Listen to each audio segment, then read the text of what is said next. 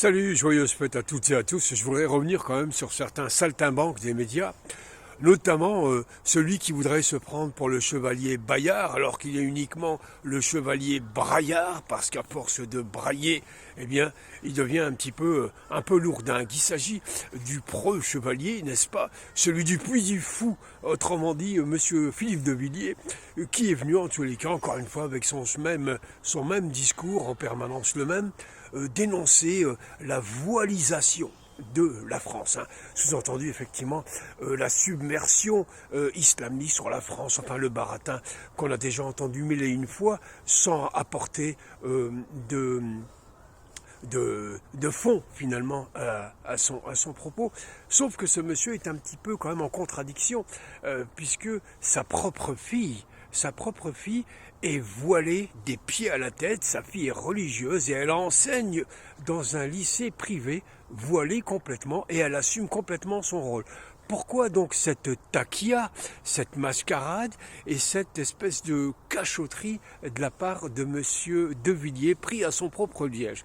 Il a choisi son camp, celui de travailler pour le système finalement, celui d'exister par le système qui enfonce la France finalement, et le système a choisi son gland, en l'occurrence un certain De Villiers. Bien évidemment, ce genre de gugus à table ouverte dans certaines médias, notamment chez CNews, où il a la table ouverte, et où là, le 24 décembre, eh bien, CNews, celui qui avait inventé une espèce de brigade qui lutterait, chasserait les bûches en Algérie, une mascarade complètement. Ces plateaux de CNews sont faits de petits clowns, c'est vraiment la planète des singes. Les mecs sont en perdition totale, à vouloir donc faire du racolage pour ramener l'auditoire qui est en dérive complètement chez eux, et donc faire de l'audimat avec Bolloré qui lui ne perd pas le sens des valeurs financières notamment, et aussi de l'état profond, mais ça c'est une autre histoire. Je disais donc qu'ils ont improvisé un plateau œcuménique, puisqu'il y avait un rabbin, il y avait un curé et il y avait un imam. Alors bon, l'imam c'était quand même un clown. On aurait dit Bozo le clown, on aurait dit ce genre de personnage qu'on trouve au cirque. Il était sapé vraiment comme au carnaval. Au carnaval, ce monsieur est arrivé, alors ils l'ont appelé Isnogout parce qu'il est vraiment caricaturé cet imam. On ne s'étonnera pas quand on sait et quand on apprendra que c'était le remplacement, le numéro 2, la copie finalement de Chalgoumi. Aussi stupide que lui, aussi délirant, se sont prêtés à un numéro de discussion interreligieuse, etc. Il y avait CNews pour nous offrir un festival de stupidité pareil.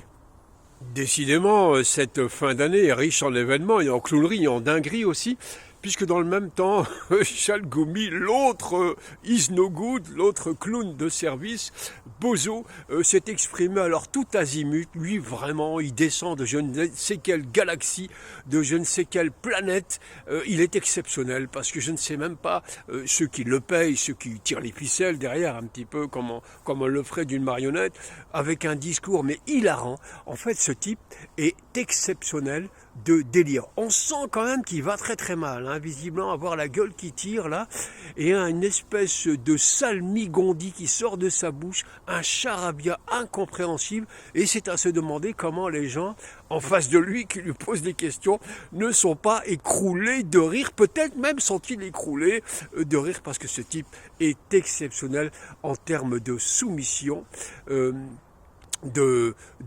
larvette tout simplement, et de carpette, pardon, commandité par des gens qui auraient intérêt à non seulement tenter d'humilier les musulmans, mais aussi à faire rire la France de bon cœur. Merci quand même, Chalgoumi. Dans le même temps, il y en a un qui s'est fait remettre en place. C'était celui qui se prend pour le Victor Hugo, qui se prend pour le Dostoïevski, le plus grand prisonnier de France, victime de toutes les injustices. C'est le franco-hongrois Sarkozy, qui voulant faire signer son prospectus, son truc comme ça, son petit livre à 2 balles et sans intérêt, dont la justice, peut-être va se torcher les fesses avec, parce que un type qui est condamné à 3 ans et qui fait que 3 semaines et qui ressort, peut-être de quoi faire flipper un petit peu la justice. Bref, il est allé vouloir signer son livre à Marseille, et en je ne sais quoi, en faisant du racolage aussi. et du racolage, et faire aussi dans le populisme. Il a déclaré que les professeurs en France, les enseignants, travaillent 24 heures. Démenti immédiat, il y avait un enseignant qui lui a dit « Monsieur, vous mentez, nous travaillons plus de 35 heures en France, vous mentez, vous ne connaissez rien à cela. » Sarkozy, très mal à l'aise, a essayé de botter en touche. Décidément, qu'il soit à l'Élysée ou hors de l'Élysée, chasser le naturel. Sarkozy, mythomane, finalement, mythomane, c'est sa vraie nature, tout simplement. Sa vraie nature, chasser naturel, il revient au galop. Au final, chers amis, avec ces vieux crabes que sont donc De Villiers, Chalgoumi, son is no good, Sarkozy, nous avons finalement là en place une belle salade merdiatique à s'offrir pour cette fin d'année. Merci à vous et n'oubliez pas de vous abonner éventuellement, de faire des commentaires. Merci beaucoup.